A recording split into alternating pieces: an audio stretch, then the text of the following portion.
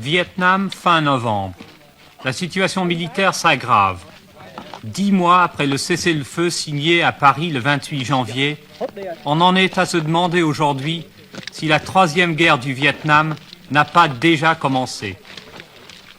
À Saigon, on craint une offensive générale pour la saison sèche. Le président du Sénat, Tran Van Lam, ancien ministre des Affaires étrangères, n'est pas optimiste. Depuis janvier, les communistes nord-vietnamiens sont arrivés à reconstituer toutes leurs forces. Une force aussi importante que celle de 1972, quand ils ont commencé à faire la grande offensive. Alors, ils pensent qu'il est temps pour eux d'utiliser la force pour occuper encore d'autres terrains qui se trouvent du côté de la République du Vietnam. Mais ils ont peur de la réaction, peut-être une réaction forte, ouverte du monde libre, en disant pour nous, avec nos alliés, etc. Alors, il apparaît très clairement qu'ils veulent faire un sondage, pas en attaquant des postes isolés. C'est le cas de Les Mines, le cas de Phu Pran, ou le cas d'un certain village du côté de Tay Ninh, au nord de Saigon. Ils essaient de sonder, ils veulent sonder et voir quelle sera notre réaction. Et alors, s'il n'y a pas de réaction, ou tout au moins la réaction est faible? Exactement, s'il n'y a pas de réaction, ou s'il y a une réaction trop faible, alors ils vont certainement faire la grande offensive pendant la saison sèche. Pour le moment, les combats se déroulent surtout sur les hauts plateaux, dans la province de Quang Duc, à 300 km au nord-est de Saigon. C'est tout près de la frontière cambodgienne et de la piste Ho Chi Minh. Ce ne sont plus de simples accrochages. L'ennemi dispose de chars et de canons de 130 mm qui appuient une division entière.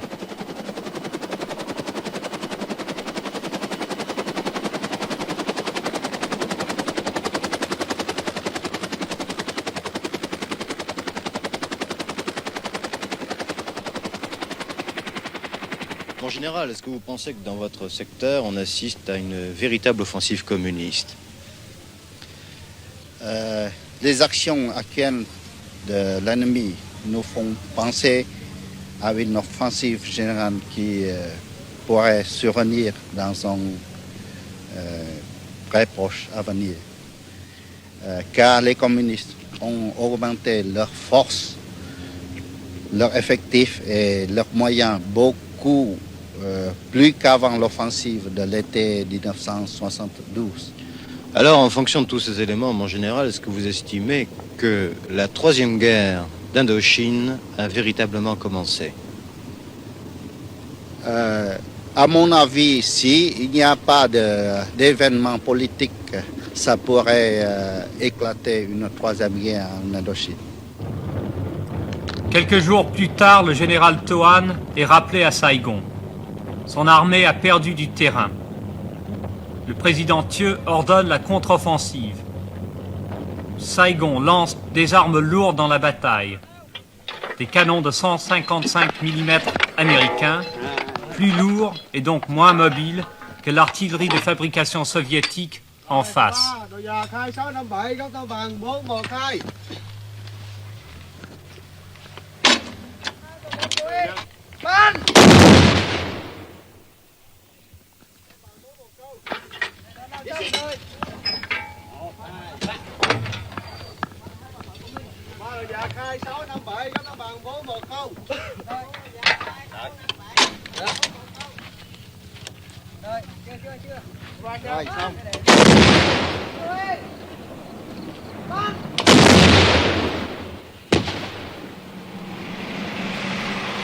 De la base de Gia Nha jusqu'aux avant-postes, la route est encombrée. Par temps de pluie, tout passe par les routes. Les hélicoptères qui repèrent les positions ennemies et renseignent l'artillerie survolent impunément le front. Pour l'instant, les Nord-Vietnamiens ne semblent pas disposer de DCA.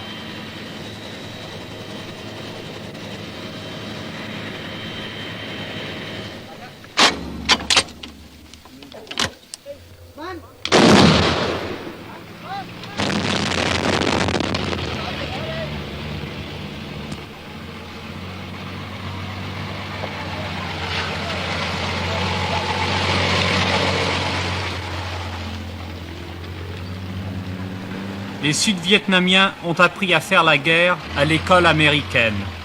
Ils ne lésinent pas sur les moyens.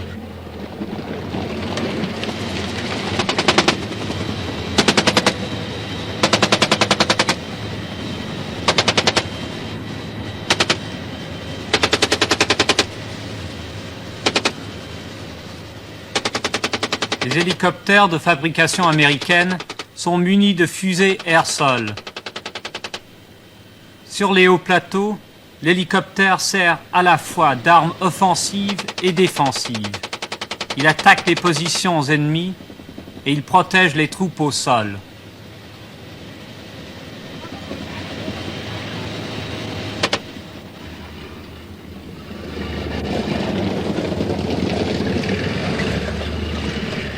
Les chars déployés le long du front ne pourront rentrer en action qu'au début de la saison sèche.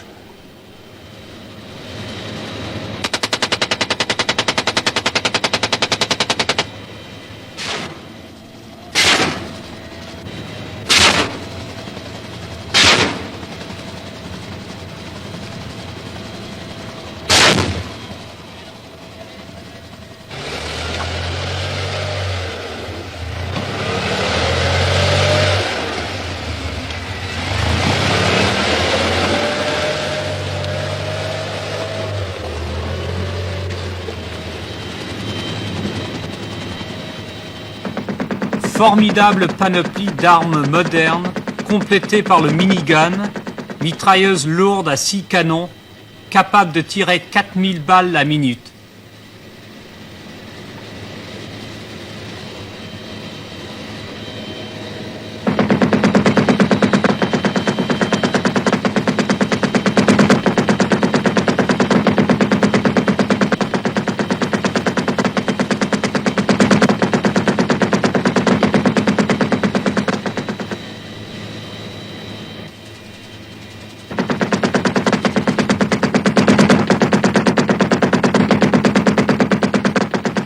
Les gouvernementaux semblaient contenir la poussée communiste quand brusquement, la semaine dernière, la bataille arrive aux portes de Saigon.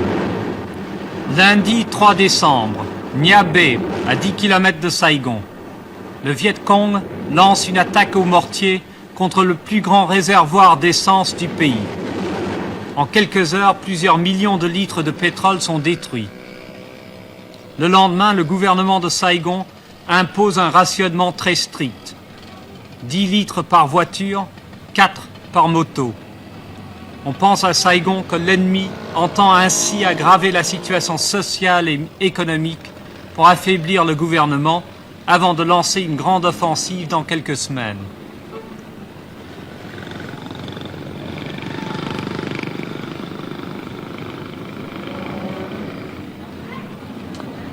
Autre moyen de pression, le riz. Depuis le cessez-le-feu, la tactique ennemie a changé.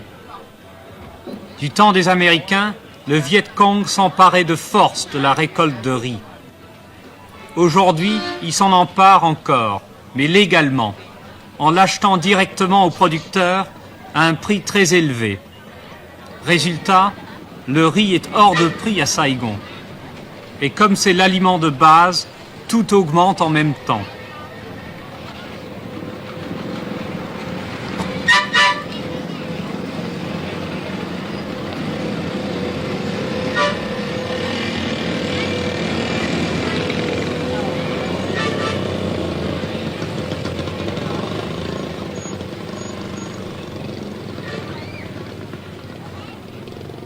On ne chiffre plus le taux d'inflation, on ne compte plus le nombre de dévaluations depuis un an.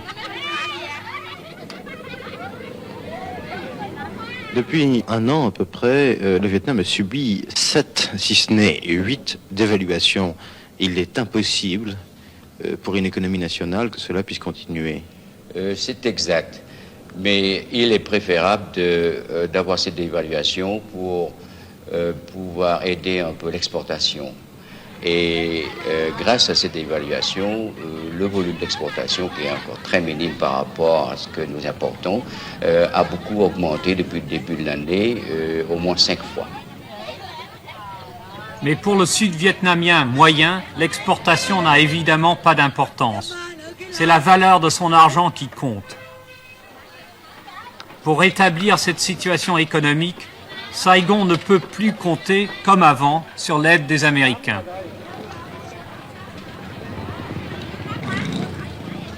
Nous comptons beaucoup sur l'aide américaine et l'aide aussi donnée par les autres pays du monde libre. Mais nous savons tous que l'administration Nixon a beaucoup de problèmes internes et beaucoup de difficultés avec le Congrès. Et c'est pour cette raison que cette aide n'est pas venue en temps utile.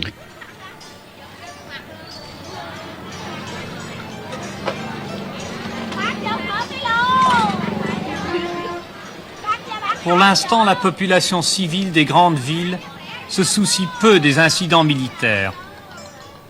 Les prix augmentent, le riz se fait rare, le pétrole aussi, mais dans les marchés, fruits, légumes, poissons, viandes ne font pas défaut. Dans les rues de Saigon, on ne s'attend pas à une troisième guerre. Mais depuis quelques semaines, les investissements étrangers au Sud-Vietnam se sont pratiquement arrêtés. Les milieux d'affaires sont inquiets.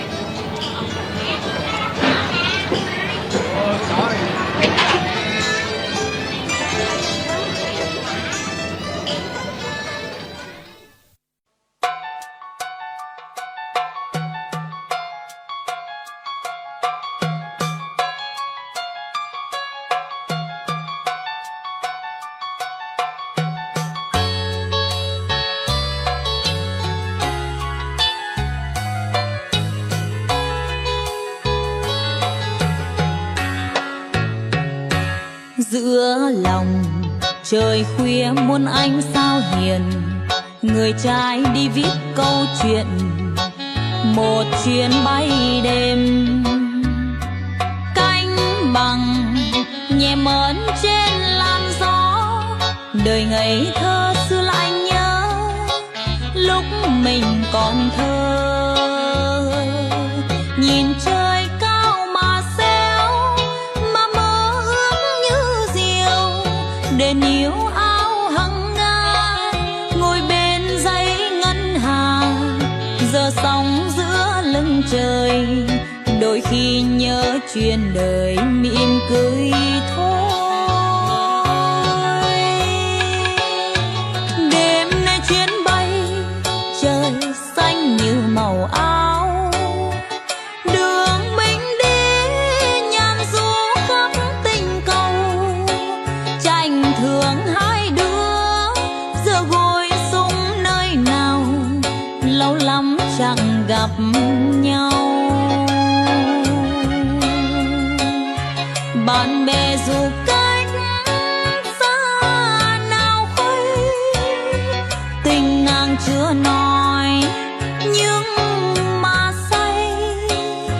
Dài nhân hỡi khóe mắt em u hoài, theo tìm trong chuyến bay. Có người hỏi Phi công ước mơ gì, người ơi nhân thế muôn màu, nào biết mơ chi. Ước rằng từ khi tung nhịp cánh, tình ta yêu thương là gió, nhân tình của mây. Ở đời ai hiểu ai, từng bầy trắng đêm dài, thì thực giữa đại dương, dù yên giấc ven rừng. Bạn có biết chuyện này, tôi ghi lúc vô chủ còn ngủ say.